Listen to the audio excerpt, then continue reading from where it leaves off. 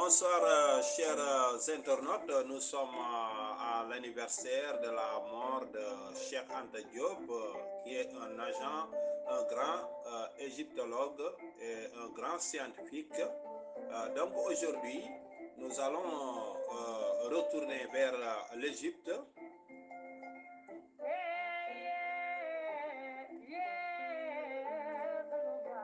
pour répondre à la question que se posent beaucoup de nos internautes, à savoir quelle est la fonction et l'utilité des pyramides d'Égypte. La fonction et l'utilité des pyramides d'Égypte. Vous savez que les Égyptiens n'ont jamais utilisé des lunettes pour observer le ciel. Et ça, ce sont les Européens qui l'ont fait et les Arabes. Mais les Égyptiens se sont cantonnés à se créer des pyramides ayant des fonctions géométriques, des fonctions astrologiques et galactiques. Et c'est à partir de ces trois types de fonctions et de positions même qu'ils sont parvenus à dominer le ciel et la voûte céleste nocturne.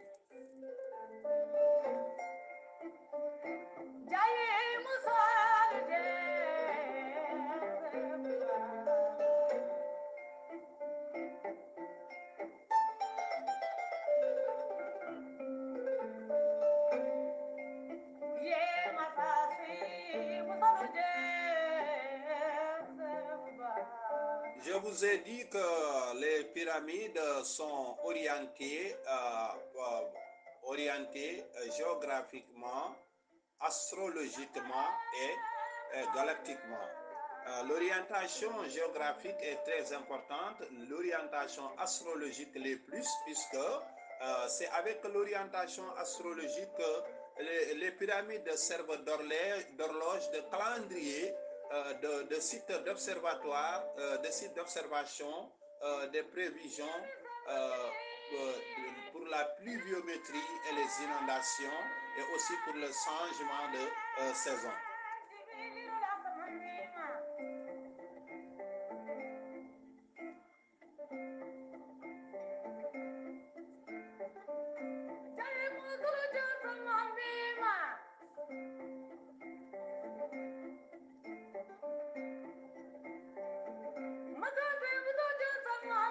Quand nous prenons par exemple la moitié du côté de la base, c'est-à-dire 220, que nous divisons par la moitié de l'apotème, c'est-à-dire 140, nous trouverons la moitié de pi, 1,57. Vous pouvez prendre note et écrire 220 divisé par 140, vous trouverez la moitié de pi. Donc en divisant les moitiés des dimensions de la pyramide de Képhes, vous trouverez la moitié de pi, et pi est sans dimension, mais c'est une constante universelle en géométrie. Et la pyramide représente l'hémisphère nord, donc représente la voûte céleste sous l'hémisphère nord.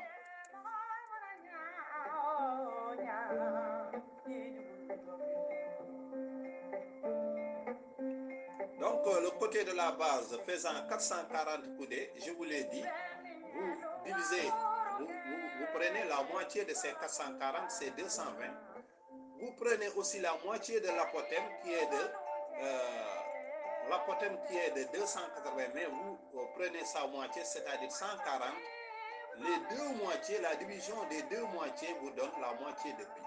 Ce qui nous fait dire que les grands prêtres égyptiens étaient de grands géomètres, parce qu'ils sont parvenus à nous faire savoir que la pyramide n'est rien d'autre qu'une constante sans dimension que l'on appelle pi, et qui représente la voûte céleste, qui représente l'hémisphère nord du globe terrestre.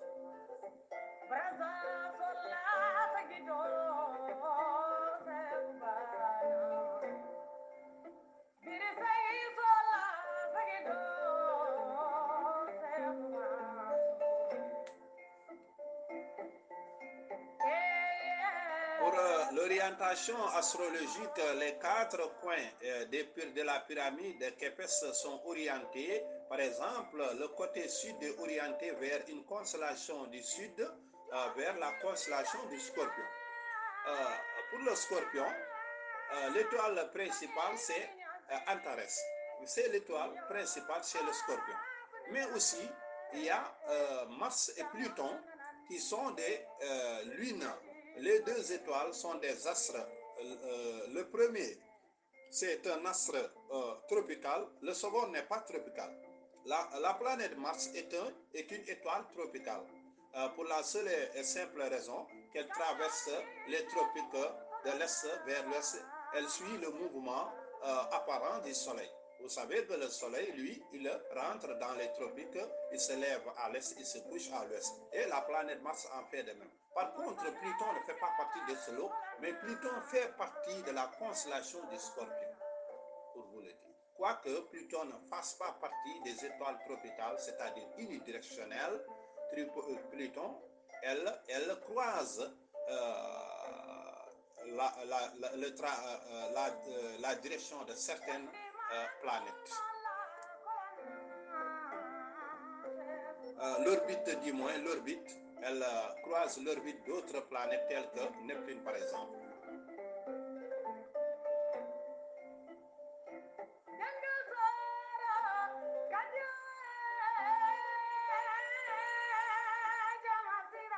Il faut connaître et avoir connu pendant bien longtemps le ciel nocturne pour que les gens puissent faire une orientation astrologique, astronomique et géographique des pyramides.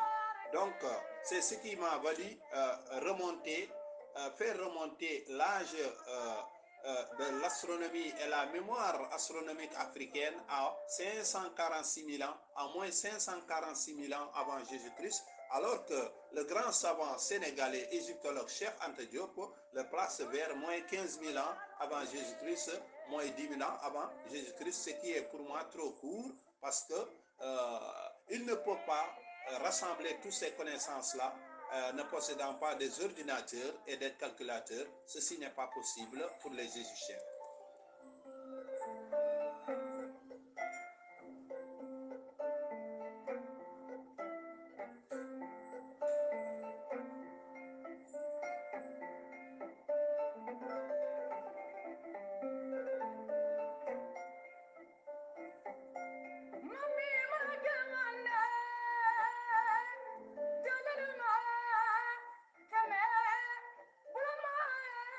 Donc, chaque coin de la pyramide est tourné vers un astre et chaque astre est une étoile d'une constellation bien déterminée et que les 4 étoiles vers lesquelles sont tournés les 4 coins de la pyramide désignent soit l'élément feu, l'élément air, l'élément terre et l'élément eau. Et ces 4 points désignent les 4 saisons que nous avons, le printemps, l'été, l'automne et l'hiver.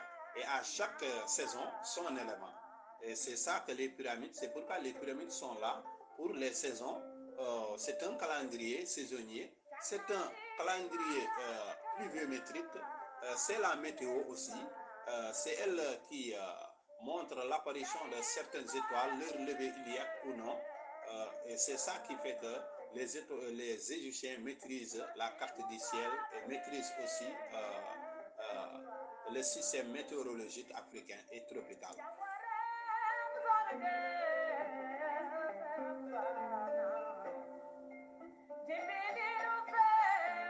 Je vous ai fait savoir aussi, je vous ai rappelé aussi que pyramide est presque un terme pulaar parce que Faourou et Pawi et Ramoudé.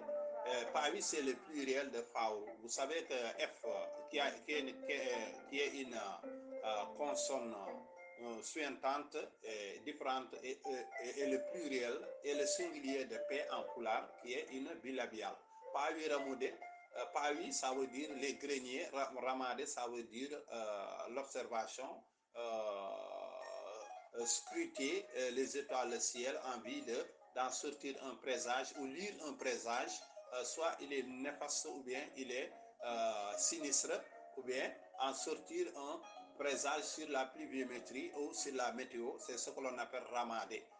Au début, Ramon, qui peut désigner aussi un synonyme de faire face au soleil pour regarder et lire les signes de bon augure ou de mauvais augure, ou bien faire face au sable et lire les signes ou bien le vol des oiseaux. Les Grecs ont transformé ce nom en disant Ra seulement, parce que ce sont des transformations gréco-romaines, mais les pyramides sont des termes Peul. Faourou Ramoudé, Pavi Ramoudé. Ça veut dire les greniers d'observation pour la prédiction des événements finesses ou bien pour l'astrologie et pour l'astronomie.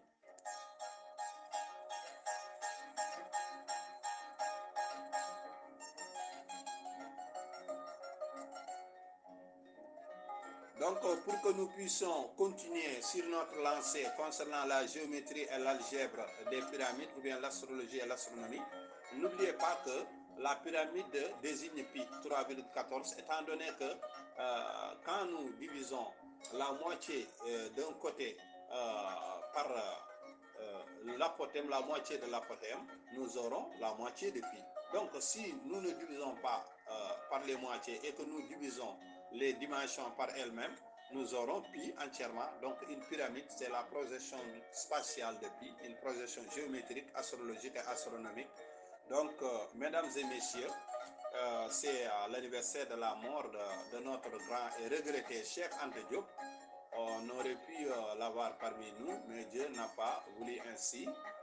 Que Dieu l'accueille en son saint paradis et vraiment qu'on suive aussi ses conseils. Il nous avait dit de nous armer de science jusqu'aux dents et aller arracher notre culture. Lui, il sait que toute l'astronomie gréco-romaine, toute l'astronomie européenne repose sur la connaissance égyptienne des étoiles.